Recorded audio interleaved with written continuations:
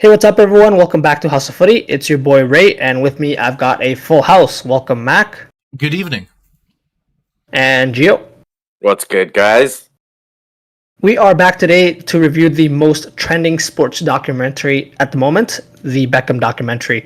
Of course, before we get into it, don't forget to follow us on our social medias, both on X and Instagram. Our handle is at @houseo_footy. Also, don't forget to rate, review, and subscribe to us. We are on both Spotify and YouTube. And lastly, if you're free to get in touch with us via email, we love hearing from you guys, and we want you guys getting involved. Our email is houseoffooty@hotmail.com.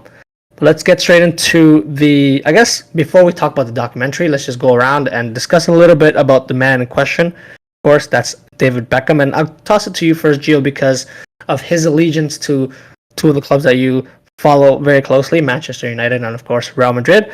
Overall, I guess, give us your thoughts before going into the doc of his, I guess, legacy, and also start critiquing him as a player, and let us know if he's, I guess, over or underrated. Look, to me, obviously, being introduced to him at a very young age, he was actually, when I thought of Manchester United as a very young child, he was the kind of the person I thought of, and actually before the whole Cristiano Ronaldo era that was there. But no, I'm quite fond of him, and to be honest, what can I say? I'm going to be biased and say underrated. I know Mac has. I mean, in the club level, I think he's quite underrated. But I do think internationally, but also due to the international hype factor, he was a little bit underwhelming. So at a club level, I think he is underrated. But at an international level, I think he was quite overrated. Yes, he had that great free kick, but what else is there really to that? But apart from that, yeah, no, that's my personal opinion. Okay. Well, Mac, in that case, then I'll toss it to you first. Give us your thoughts. So going into the documentary, he's a very polarizing individual where a lot of people either overrate him or underrate him. And that's why I think it's perfect to be able to ask that question, is because you could skew either way. I think if you just average out what people's opinions are, that's where he actually lies, where he's somewhere in the middle, because he's not an international superstar. He's not one of the best players of all time. He never was even arguably, I would say, a top 10 player in the world. But he was a very, very good soccer player. But because of, I guess, I think it's undebatable, where he was a very attractive guy, where you're able to kind of put a model as well as play soccer. He married a famous superstar. It's not dissimilar into some ways, the hype around Taylor Swift and what's his name? I don't know. I don't follow American football. Travis Kelce? Yeah, that dude. Whatever, right? But like, it's not too dissimilar to that. Where obviously I can't speak to anything about him as an individual football player, if he's good or not. Gio, you may be able to chime in there, but maybe some ways you might be able to reverse, where like Beckham was kind of a superstar already, but then because he was attached to that fame, because he had the looks, because he had everything else, it was like, and he was English, it was kind of like the prim proper package of what you want as a footballer. So he's somewhere in the middle. And I think that there were definitely very high highs of his career and low lows. Looking back, again, I would argue he was never even the best English player on his national team, even though he wore the armband. In terms of the middle of his career, Steven Gerrard's a better English player. Later in his career, Wayne Rooney's a better English player. So in any individual team, until he got to the MLS, which is saying something, it wasn't for him. But overall, with him as a player, I think that in terms of what they highlighted in the documentary, what he was good at was very specific skills, where set pieces, corners, kind of crosses to the box, which as kind of if you're a kind of a basic soccer fan, you just look at his bare stats, only scoring 111 goals through 629 games played and having 178 assists through his career as well. That's not eye-popping. There was never a single season where like, whoa, he bagged in 20 goals, that he has very specific skills that can lend himself to be a good piece of a team, but he's never the leading man of a team that's successful. Okay, I take that completely. As you said, I completely agree with sort of some of his positives, but also never really stood out as the main person on the team. Captained various clubs at various points of his career, but you could argue that, of course, there were other players that stood out much more specifically when he was in Real Madrid with the Galacticos era. But yeah, apart from that, like, the documentary does paint a good picture of sort of how his role kind of changed from, of course, coming through the academy at Man United, and also going through Man U, and then of course eventually getting his move to Real Madrid, and what was required of him. But of course, definitely a great team role player, something that you need from the team, and of course his specific ability. But I think he was just fairly rated for sort of what I guess overall is, if you say the name David Beckham, what comes to mind? But Gio, I think you had another thought there. Yeah, no, I think Mac was mentioning captaincies and being not the best player, but still being the captain. I was simply going to just add that Ray actually knows quite a bit about that with Jordan Henderson. Being a Liverpool fan, being English, Ray gets it. He gets it. Don't Mac, you don't need to tell him twice. Of course. And so let's go straight into, I guess, some of the documentary. I guess big picture before we dive into all of the 4 episodes. Of course, Gio, what were your thoughts overall on the documentary? Again, I think bias plays a huge part in this, but I quite enjoyed, more so from his personal view, and I guess from his closer friends, and to be able to get the different perspectives that they were able to get was huge for the documentary, i.e. an Alex Ferguson, who, again, a lot of people rate very highly and take his words as bond in the footballing world. A lot of people around the football world would vouch for him and say a lot of great things about him. So to get, that firsthand, perspective from him was I think important for viewers, and great for us football fans to see.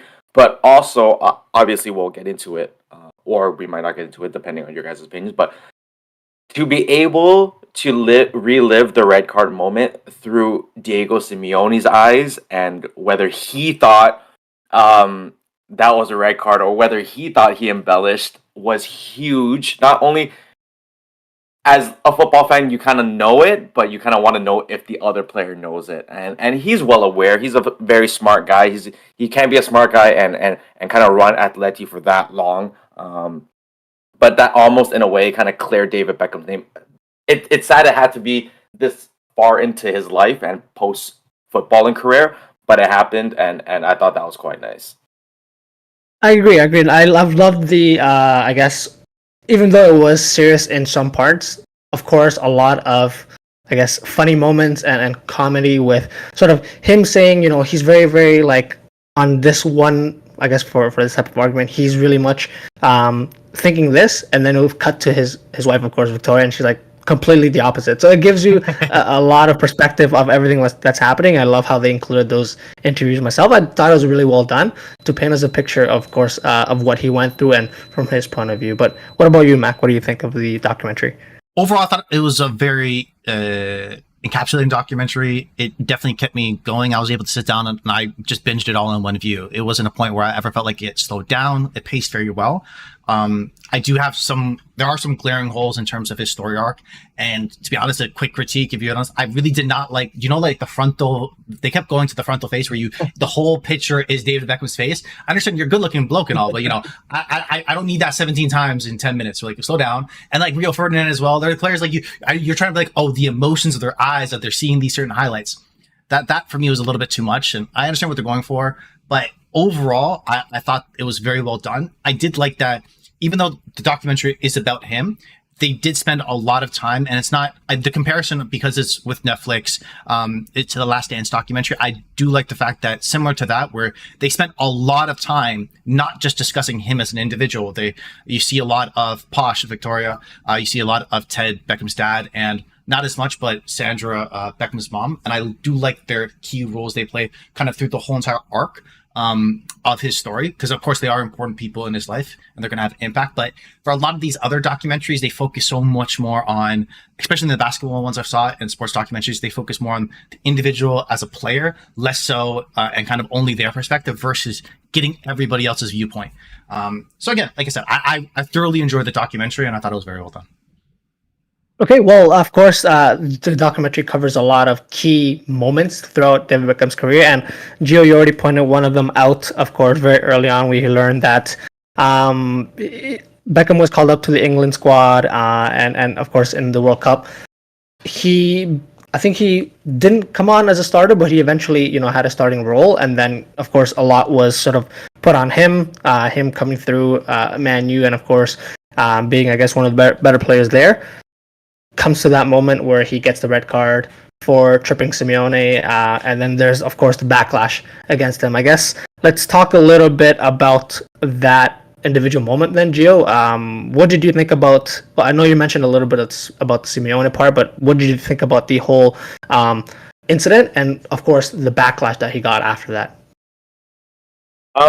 See, the backlash, I think it might be almost 10 times worse these days. Of course, with back then it used to be a lot of death threats and things like that. That doesn't stop these days, especially football being so big in Europe and being the most popular sport in Europe. Like in the day and age of the internet, in the day of age of X and Twitter, Instagram, I think, the mental capabilities he had at that age was quite phenomenal, and I don't know if he really went out to seek help, but it seemed like he was actually quite okay to handle it. But I think if he lived in today's day and age, I think it might be exponentially worse. Obviously, tough on him to have to go through that. Especially all the fans. It wasn't just like a club thing. Manchester United has a lot of hate from say Liverpool fans, City fans, whatever it may be, Arsenal fans, whatever it may be, but it was more so a nationwide thing. So it wasn't even because Manchester United fumbled the bag or they crushed your favorite team. It was you destroyed the hopes and dreams of millions across England, and the whole nation was against him, not just someone else's favorite club, fan club or something like that. So definitely very tough, but no, I think he actually handled it very professionally. I agree. I have to definitely say that's something that popped into my mind. Of course, we know the unfortunate things that Rashford and Saka had to go through. Of course, missing their vital penalties in that shootout. I think it was for the Euros, if I'm not mistaken. That's correct.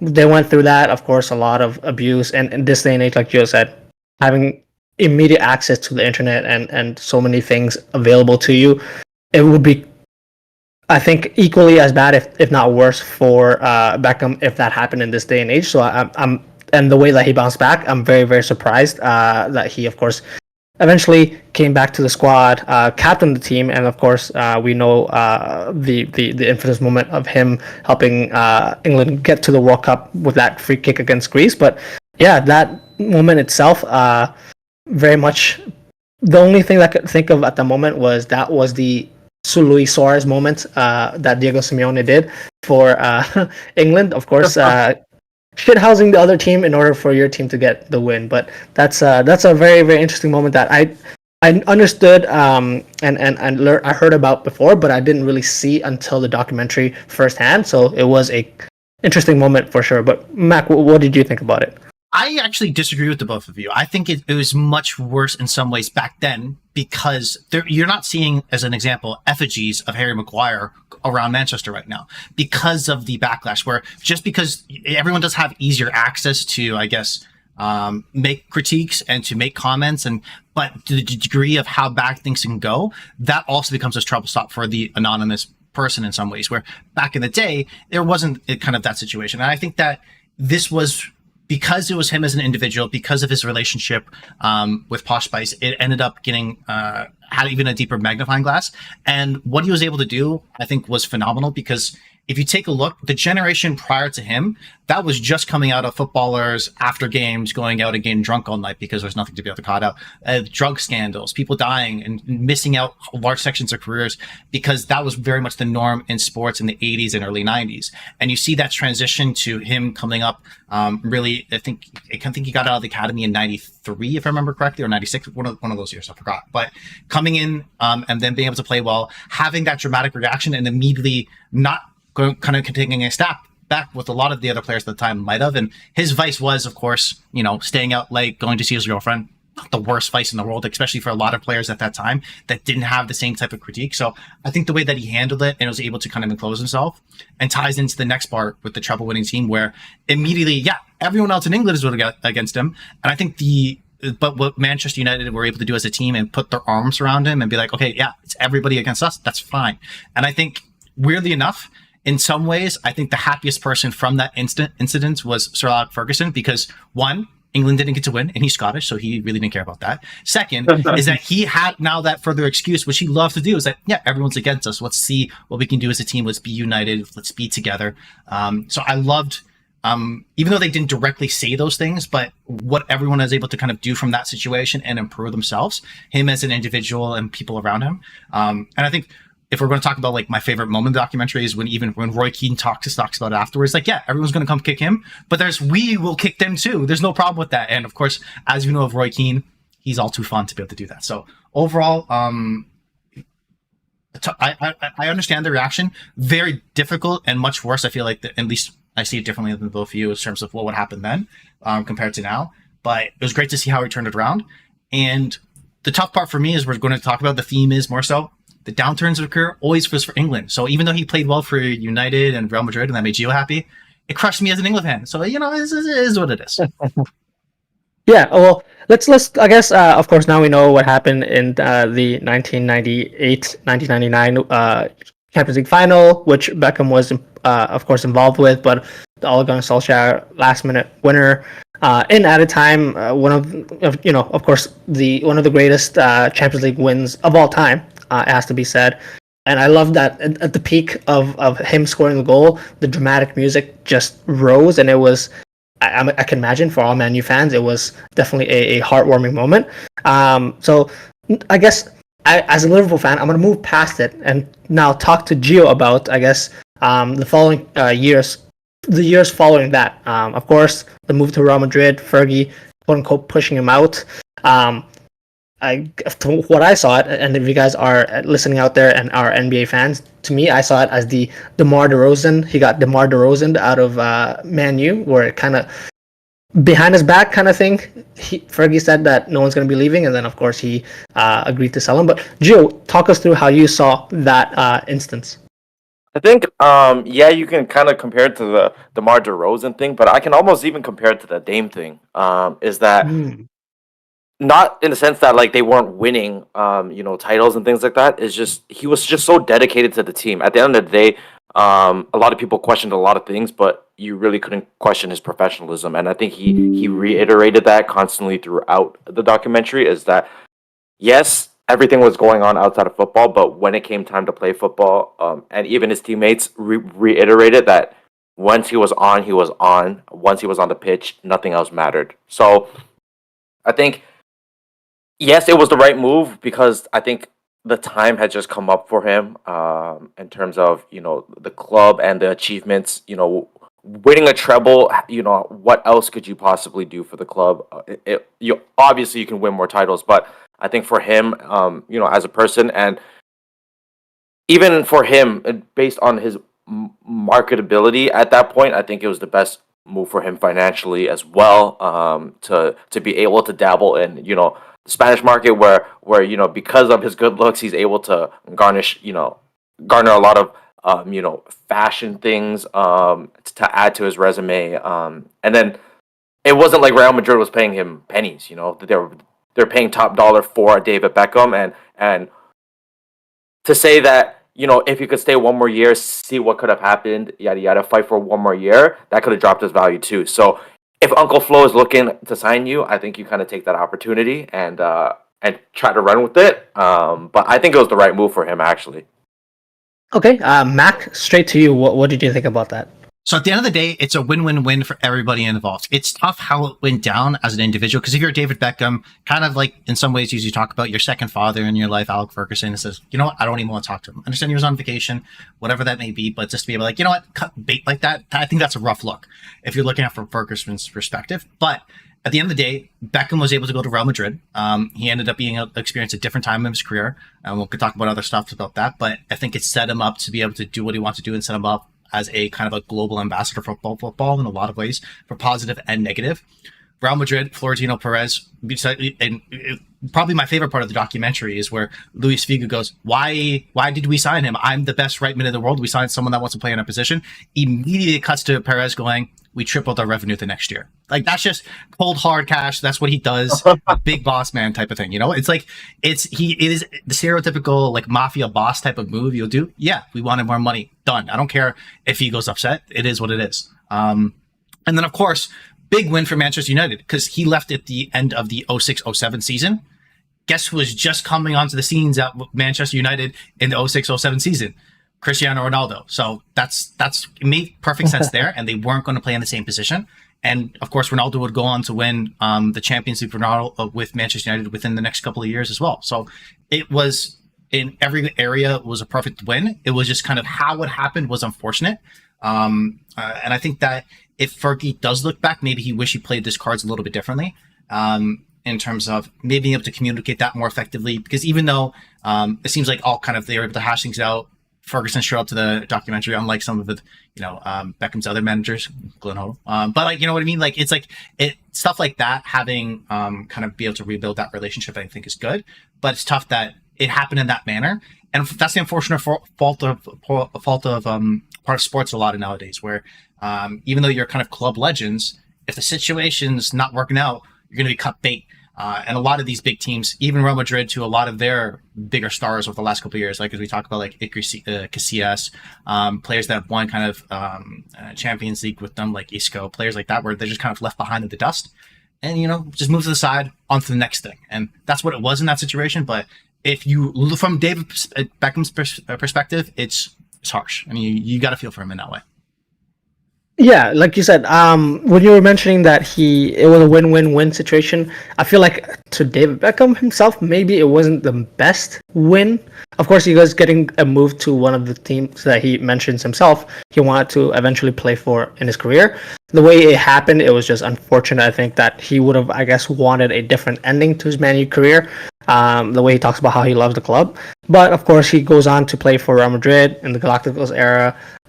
For him personally and his family, it definitely doesn't sound like it was the easiest time for him at Madrid. But of course, he does eventually win La Liga with Real Madrid. I think it was his last year, and he does learn a lot through his time there. Of course, a lot is called up on him. He has lows where he's essentially dropped out of the team when he announces that he's going to be joining LA Galaxy, but the highs when he kind of ends off the season there, winning it all. But I guess to wrap up this part, Gio, I guess talk us through your thoughts on sort of his move to LA Galaxy, his sort of time at AC Milan, and of course eventually retiring at PSG. How did you see all that coming together? Again, another just, I think, time frame wise, I think as a career wise, whether it be for money, whether it be for football, I think he executed everything quite well in his favor. Everything worked out in his favor based on timeline, based on career longevity, based on productivity. As a player, I think everything worked out for him quite well.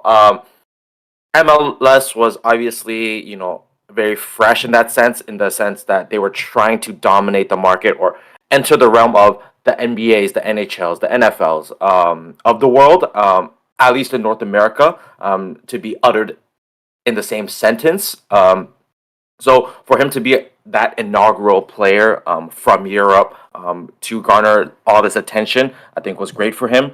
Obviously, it was somewhere between $220 million or $230 million. That was huge for him. But yeah, even for him to have the flexibility to go back to AC Milan and play was also in his favor as well.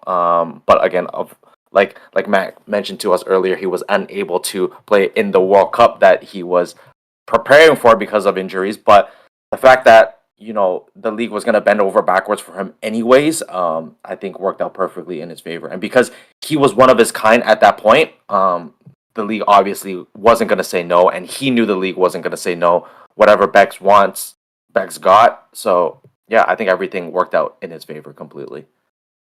Okay, and Mac, I guess same question to wrap it up. I do agree with Gio. His sort of it doesn't seem like it with sort of the ups and downs that he's gone through. But if you look at it throughout his career, something you really can't ask for better. One of the main guys at Man U joins Galacticos era, and then is sort of the guy to spearhead the MLS project. And it's all sort of everywhere he goes, he's kind of the main thing. Maybe not won the most things that he could, not been the best player at every club that he's been at, but can't shout it out. He's definitely had a above average career for any footballer. But what did you think about the end, Mac? So for the ending of his career, so the move to LA, I think you got to look at two separate parts. Where the move to LA, I thought was a great career move for him to continue along the trend of setting himself to be a global ambassador of football, where you could look around across the world, he's recognized as the guy. And prior to that point, there was kind of in like the 70s with Pele playing in like the North American Soccer League, but it was not at the level that it was in terms of in 07, which to be honest was not good. It was a trash league, and arguably it's still not a great league right now. But him to be able to come over, bring a lot of credibility for us, I guess, as Torontonians, that was the year that TFC joined the MLS as well. So having those two things happen once as kind of a youngster at that time in Toronto was a big thing, where you saw a lot of eyeballs go to that. For the tough part, though, is that it immediately went sour for him in the span of a couple of months in terms of injury, wanting to play the World Cup, having that flirtation with AC Milan, playing there for a little bit, and then wanting to stay. I think as a kind of ambassador look in terms of his, I guess, in terms of if you were to pick teams of how his career would go, that's the worst part of it, because you openly, not, and you hear about with Posh as well during the, it was like, hey, we just settled in LA, everything's great, and you want to leave again? Like, you dickhead, what the hell are you doing? That type of thing, right? So and as a fan's perspective, and you hear a lot about Landon Donovan talking about that was horrible. I think individually that was the worst choice that he made. But then to kind of come back around and make things work and be in a position to go ahead and win the MLS Cup and playing well and continuing to where it is now, and as we talk about later, where he's still very involved with as a global ambassador for soccer, specifically in America as well, now owning Inter Miami, the whole situation with Messi, where you're able to see that transition of it's not just a soccer player. He's had really a career of football where he's moved through the segments of football very, very well. Some pros, some cons, but he's kind of been I would say, and I keep saying it, a great ambassador. And I think that by doing that move to LA, it set himself up to be that type of icon. And that was just the next step. So again, it's not 100% happy with everything in the Foul in town, but it ended up turning out great for, I think, everybody involved. Yeah, for sure. And so, that pretty much wraps up sort of what happened in the podcast, I think. Gio, what did you think? No, I was just going to quickly mention, at that point in time, winning an MLS Cup, do you think at that point in time, winning an MLS Cup was more important, bigger, or this day and age, winning an Audi Cup? You guys be the judge. I'll be honest, I don't know what an Audi Cup is, but I know what an MLS Cup is, so I'm going to take the MLS Cup. All right, hey, solid. Let's go. Audi Cup, you get to face some European teams, eh? That's a three-season tournament. They have nothing to do with it. Why you got to take shots? They're not here. 3-point lane. Goddamn. 3-point line. Anyways, we're gonna take a quick break here, boys, and then we'll be back critiquing the documentary that we just watched, and we'll give you guys our honest truth about that. So stay with us. Welcome back to Hustle Footy, guys. We are going to continue our review of the Beckham documentary, now discussing more a little bit of our critiques. And I'm going to throw it to you first, Mac. I think you had a few that you were mentioning to us before we started the podcast. So let's hear from you. What were some of your critiques from the podcast? The documentary. From the documentary. So from the one, again, I talked about earlier in terms of like the face cam. We can chill on that. We can stop that a little bit. But that's more, I guess, a nitpick. But I felt like I understand with documentaries, you're only going to highlight the best parts of the individual, right? You're only going to have rosy colored glasses in terms of everything that's going on. But I felt like they overstepped the bounds a little bit too much, where you're skipping out large sections. I feel like impactful moments, like in terms of, I'm going to take the risk of going to play for AC Milan and potentially hurting my current team that I'm actually with, and you end up missing the World Cup. I understand you're injured, it's out of your control, but to not even acknowledge that. In addition, in terms of, it seemed like the relationship between him and his dad, Ted, was fantastic their entire career. That's not the case. What ended up happening was that him and his wife divorced right when he did the move to Madrid, because he said he shouldn't do the move to Madrid. and did an autobiography at that time and stated one of the main reasons why they ended getting divorced was because of David Beckham. So they were actually estranged for quite some time. But in the documentary, don't go over that at all. As well as, lastly, maybe we don't want to get into too much, but the cheating scandal affair in Madrid, Victoria Beckham was pregnant at the time. Again, they acknowledged that there was, rumors of an affair, but did he say, I cheated? No. Did he say anything else about that? Not really.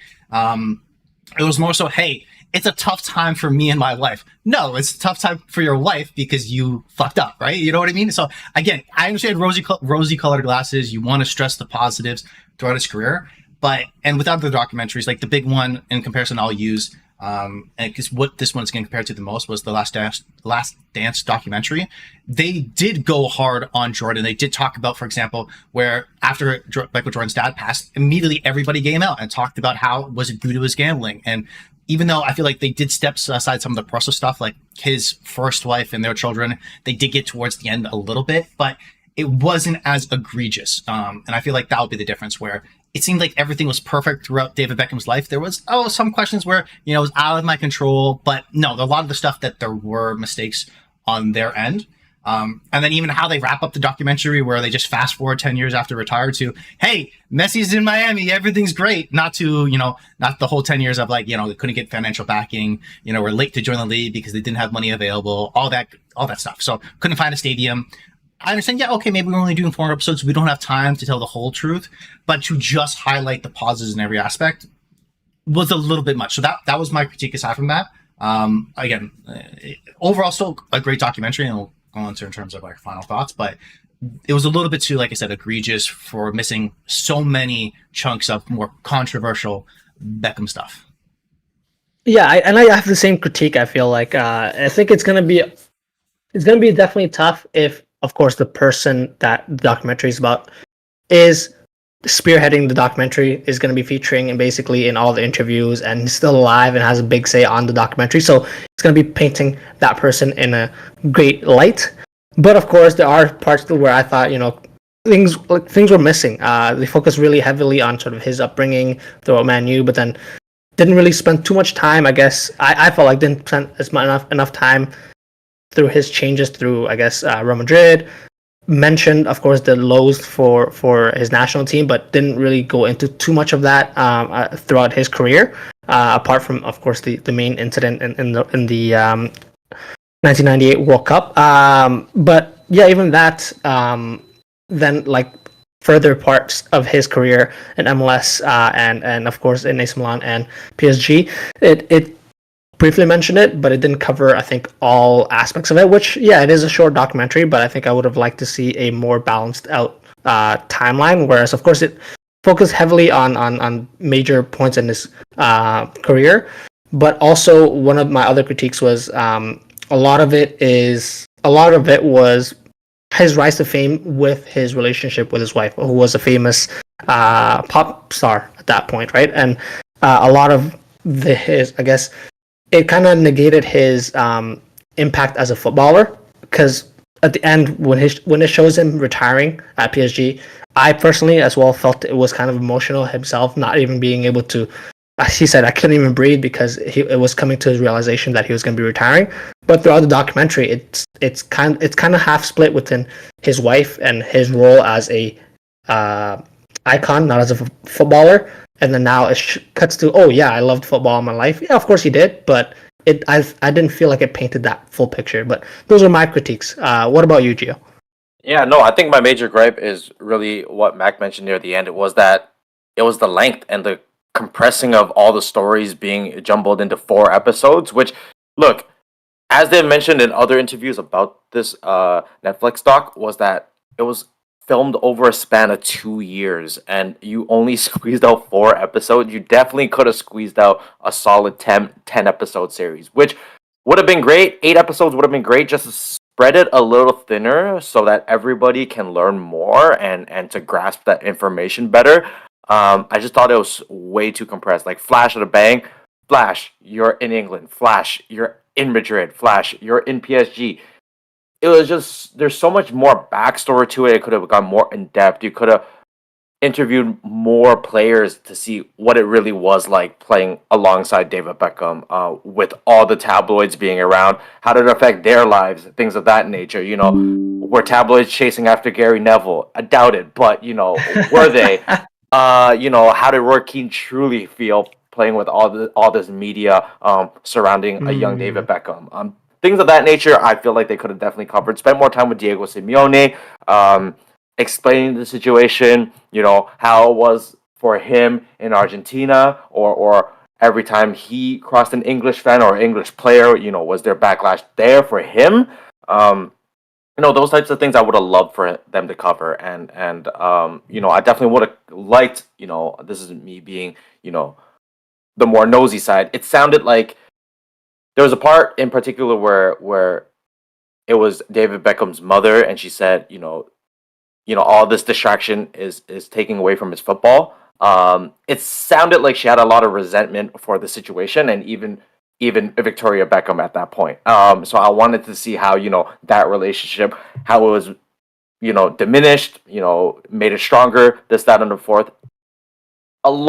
There could have been a lot more depth to the documentary, and I feel like the 4 episodes hindered that greatly. So definitely longer would have been way better. I agree. But you were talking about interviews, and there were a few missing that we could definitely have enjoyed more. But let's jump into some of the favorite interviews that took place for us guys. And so, Mac, I'm gonna toss it to you first. What was one of your favorite interviews outside of course, Beckham and Victoria?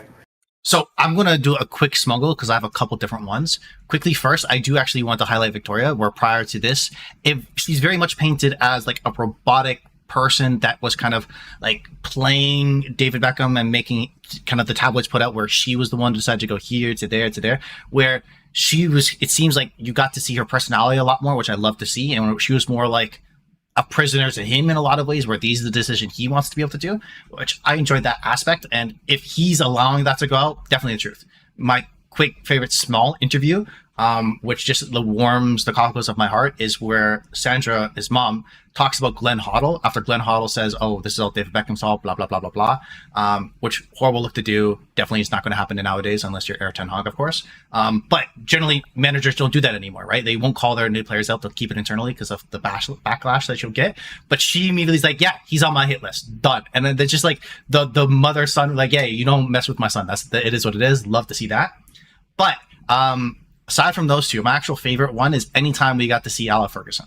I know that he was one of the more common influences, especially early on in the documentary, but how everyone talks about him in the documentary, how even David still talks about him in the documentary as well, where even though I would say he's probably the second best manager of all time, if you ask me who I would actually want to play for, it would be for him, because he's so regimented, how you want to keep everyone simple. Everyone has similar type of haircut. We're all wearing black boots. I love the simplicity, and everyone seems to want to run through a wall for him, where you kind of get that feeling where even when he was at one point where they were walking around, I think he's coming back from the World Cup, and he's just in his office singing loudly, just doing his own thing, and it is what it is, because he's the boss, and everyone still calls him the boss. And I love any time, even he's an older gentleman, and everything that's gone on in his life. So any moment that you can kind of hear his feedback about football, I always cherish. So I love seeing him in this documentary. Great shout. Of course, seeing the great man himself is always a benefit to us as football fans, trying to get some insight on how they see it.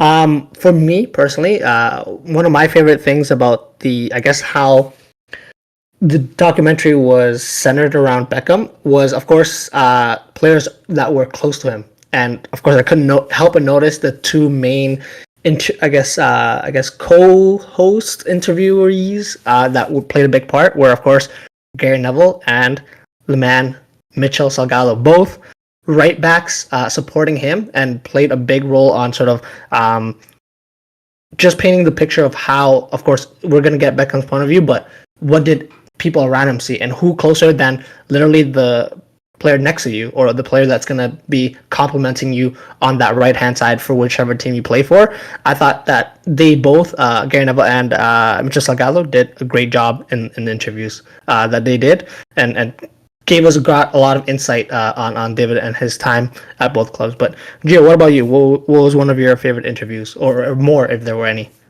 Favorites are always definitely be Roy Keane. I wish there was more of Roy Keane and a little bit more shithousery and more vulgarness to his interview. Typically, because what we've seen from his punditry times and things of that nature, he doesn't like to sugarcoat. I would have liked to see less sugarcoating. Obviously, he sees David or holds David Beckham to definitely like a higher level. He sees and respects him very differently than a lot of people. Obviously, having to play with him and things of that nature, and protecting him, and kind of being almost that bigger brother slash bodyguard on the pitch when all that scrutiny was going on.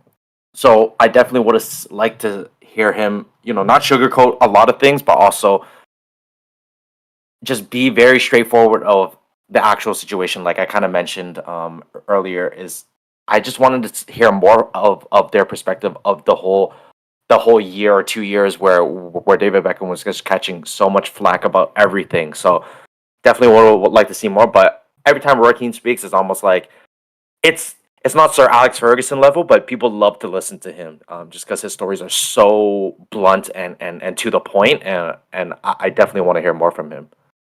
Of course. Okay, so let's wrap up the podcast for today then, guys. Overall then, Mac, after watching this documentary, what are your thoughts about David Beckham as a whole, and what would you rate the documentary out of 10? It kind of reaffirms a lot of my thoughts, but it shows a lot more of his personality. And I feel like you'll be able to learn a little bit more about him as an individual, especially how they conclude the documentary of what he's doing in his life now. I love kind of that aspect of it. And he seemed more ground level instead of kind of an ethereal figure of kind of stardom. It seems like he actually was a person. So I really enjoyed that. In terms of the documentary, like I said, I do have my critiques. If we were to go from 0 to 10, and 10 is being The Last Dance, this for me calmly fits in as an 8 out of 10.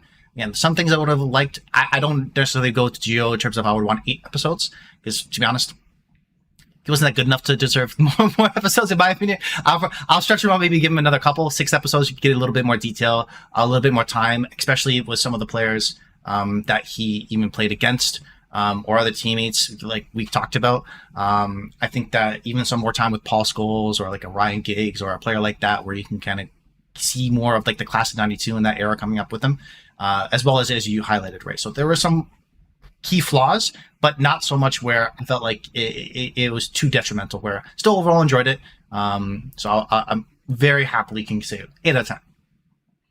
Yeah, okay. So on David Beckham himself, yeah, I love that they really mentioned all the lows of his career. And that's something that I wasn't familiar with. Of course, him essentially being pushed out of 2 of his two clubs that he played for, Real Madrid and Manchester United, and the way that it happened to him and the way he was able to, at certain points, bounce back and, of course, go on to achieve things at different clubs.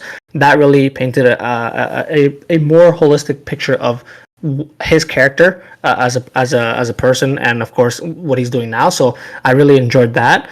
And overall, yeah, like you said, Mac, it seems like it painted a picture of him that's more of a person. He goes through a lot of positive and negative things, so it's now more relatable at a human level. For the documentary, personally, I would have given it a 7 as a football fan, but I did watch it with my fiance, and she really, really enjoyed it. So as a neutral, anyone who, I guess, is going in to watch this documentary gives it an 8 to me.